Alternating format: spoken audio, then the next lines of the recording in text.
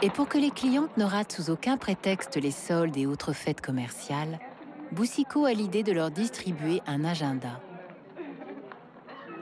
Et ils ont édité, à partir de 1870-71, un agenda Buvard, qui était vraiment l'agenda de toute bourgeoise qu'il se fallait. Et dans cet agenda, elle pouvait suivre au jour le jour ce qui allait se passer au bon marché. C'est-à-dire le jour où commencerait la vente du blanc, et puis le jour où commencerait le parfum. Du parfum. Vous voulez l'essayer? Il me semble que vous en avez suffisamment essayé. Je vais le prendre aussi. Autre chose, madame? Oh, un éventail. Non, s'il vous plaît.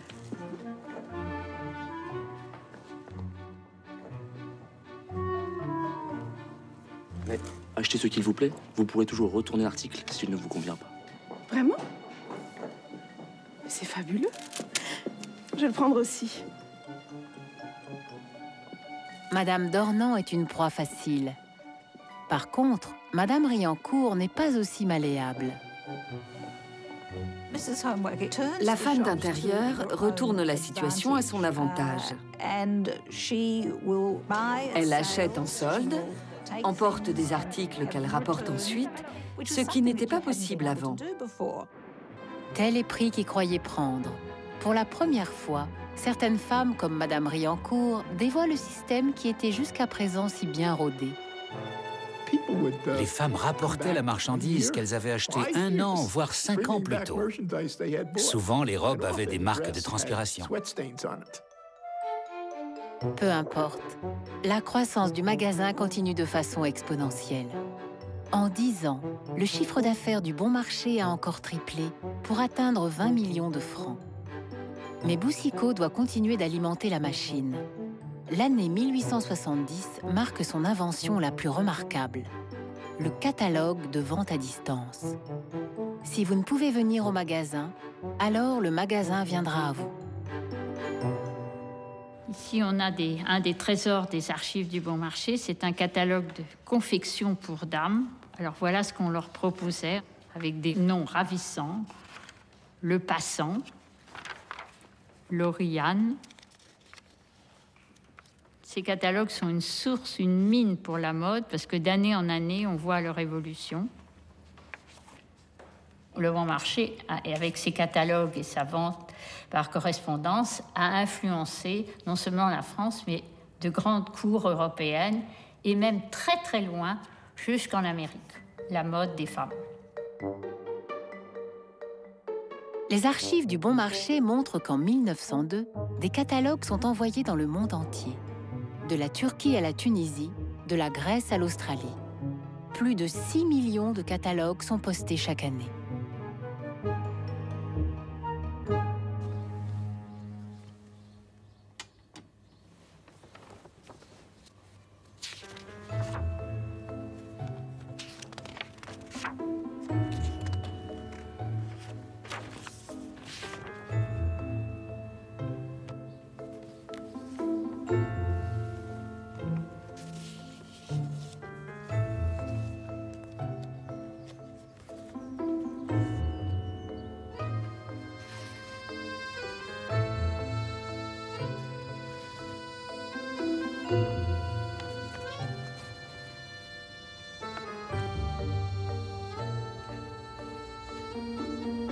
Ces catalogues étaient accompagnés d'échantillons extraordinaires avec toutes les matières.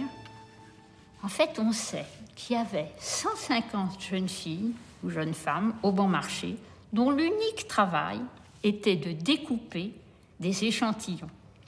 Il faut dire que cette vente par correspondance avait pris une importance très grande.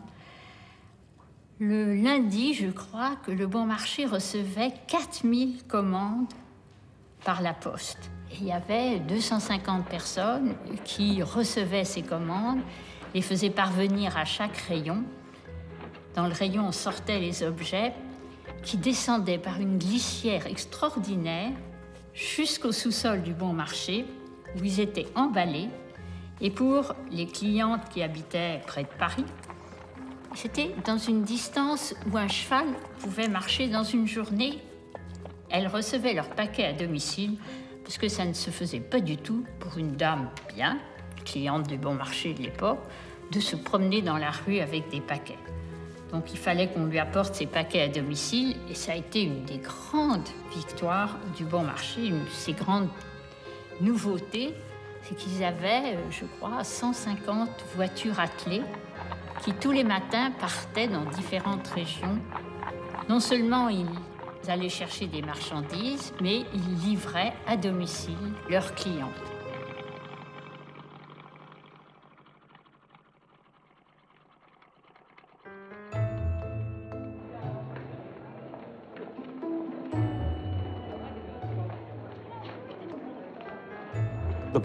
Les grands magasins comprennent que tout peut être transformé en objet de consommation.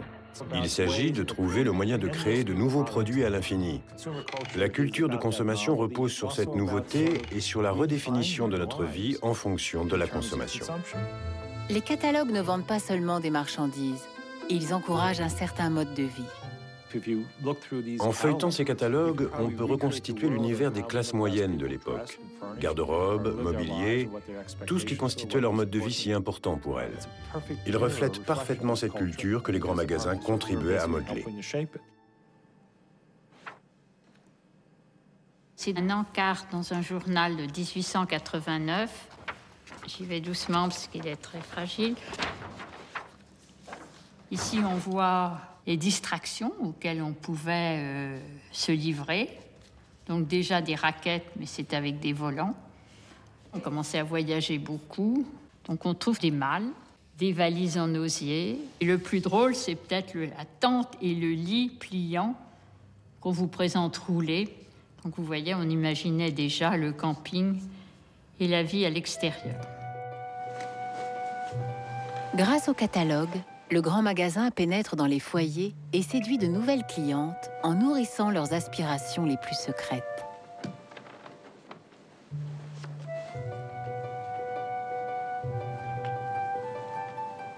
Même une bonne peut rêver d'accéder à une classe supérieure. Il va donc attirer inévitablement un autre type de clientèle. La femme de la classe ouvrière ou de la petite bourgeoisie qui sera là pour les bonnes affaires et pour l'expérience elle-même.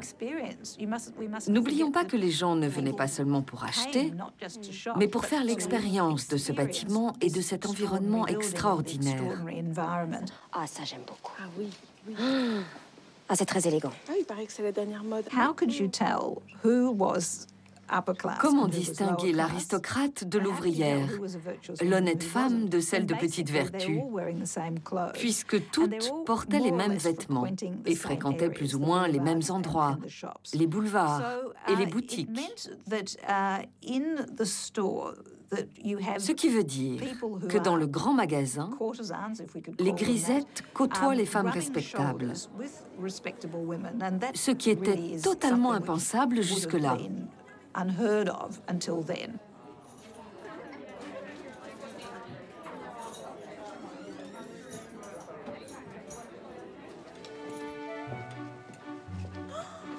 Quel joli vase! J'en ai jamais vu de pareil. C'est vrai qu'il est très joli. À mon avis, c'est une pièce unique. En effet, c'en est une. Il sera parfait sur le guéridon de mon salon. Ah bon? Chez vous? Quel est son prix? 350 francs. C'est un peu cher, non, pour vous? Oui, c'est un peu cher. Mais après toutes les économies que j'ai faites pendant les soldes, je peux me l'offrir. Mademoiselle, je vais le prendre. Mais vraiment? Ah oui. Excellent choix, madame. Le désir est une émotion moderne. À quoi bon éprouver du désir s'il est impossible de l'assouvir ou de le satisfaire?